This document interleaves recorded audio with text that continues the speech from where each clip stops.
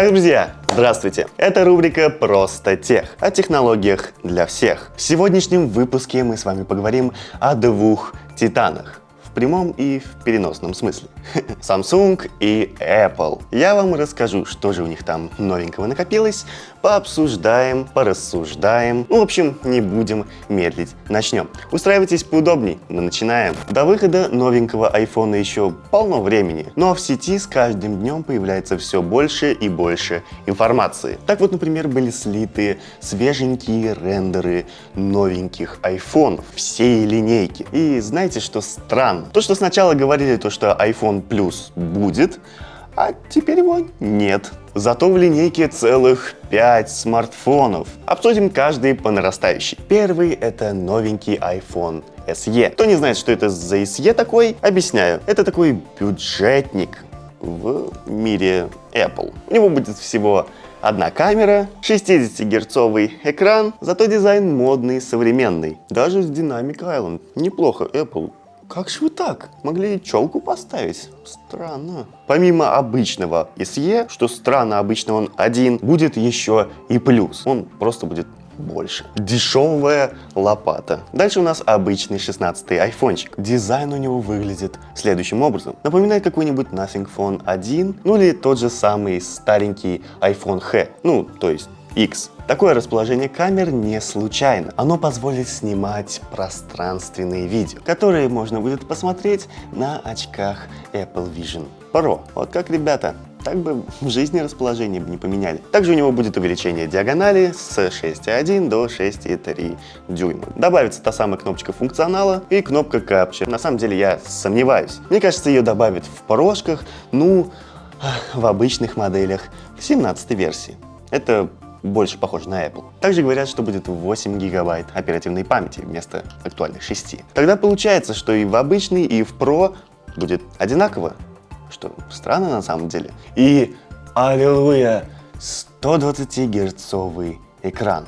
Давно пора. Процессором будет выступать A18 Bionic. Так-то в принципе-то и все. В Pro и в Pro Max процессор будет A18 Pro. Также за счет увеличения диагонали добавят перископическую камеру. А вот это неплохо.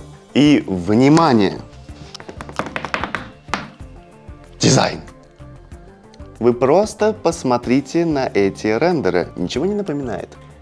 Где же ты, Samsung? Это очень похоже на S24. Причем даже не ультра, а на обычный. Ну или там плюс, да, в зависимости от размера. Конечно, прикольно, если они наконец-то поменяют вот это вот расположение. Но так он похож на Samsung. Блин, это Samsung. Я очень сомневаюсь, что такой дизайн будет, но рендеры показывают так. Очень интересно. Как говорится, время покажет. Тем более, что инсайдер предупреждает, что это все не точно. Как интересно. Сначала слить всю информацию, а потом сказать, ну, это не точно, так что, если что, вы меня не бейте, я предупредил. Да и навряд ли вы хотите, чтобы, блин, он был похож на Samsung. Я бы на самом деле не особо хотел. Это уже совсем край. У друг друга копируют, блин, у этих титан, у этих, блин, камеры. Давайте объединимся в один телефон. Ну что ж там, ну или все будем штамповать с одним, блин, дизайном и одними характеристиками. Ну что это такое? Ох, также за счет увеличенной диагонали аккумулятор станет больше. И он будет такой странной формы, интересной, необычной. Ох, время покажет, так ли это или нет. А вы напишите в комментариях, как вам дизайн Samsung. Кстати, о нем. На официальном сайте Samsung вышел список смартфонов, на которых будет поддерживаться Galaxy AI. Как я и говорил в одном из прошлых выпусков, мой список оказался точным. Смартфон S23 Ultra, естественно, получит эти функции. А вот S22 Ultra не повезло, не получит. Старенький уже надо менять. Это такой намек от Samsung, ну, вы поняли. Также эти функции не получат Z Flip 4, Z Fold 4. Также его не будет на A34 и A54, что на самом деле логично.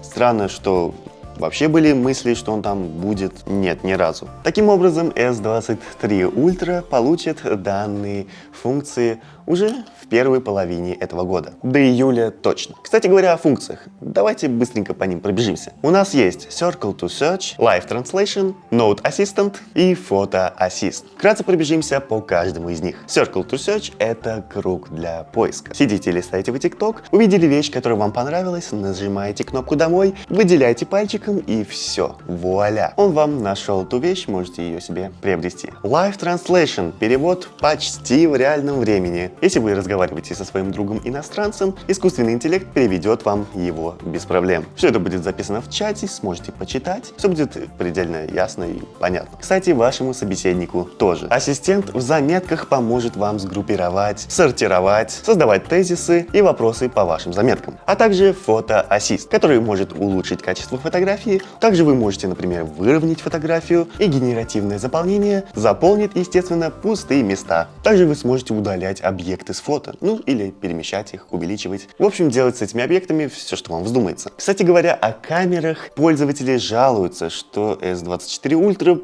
фоткает хуже, чем S23 Ultra. Почему? Производитель сразу же откликнулся. Все это исправится с выходом обновления One UI 6.1, где мы на системном уровне откалибруем данную неполадку. Надеемся, что в будущем обновлении это действительно пофиксит. А сейчас на ваших экранах как раз таки примеры проблем с камерой. Как-то так. Будем ждать обновления, особенно обладатели S23. Повезло вам. Ну и как-то так. Напишите в комментариях, как вам новости, как вам новый дизайн айфона, что вы скажете о Samsung, да и можете в принципе просто написать, как у вас дела. Буду ждать вас в комментариях. Ну а в любом случае на этом пока что все. Подписывайтесь на канал, ставьте лайки, комментируйте, не забывайте про колокольчик, это важно.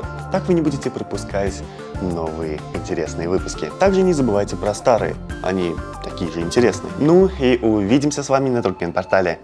Бывайте!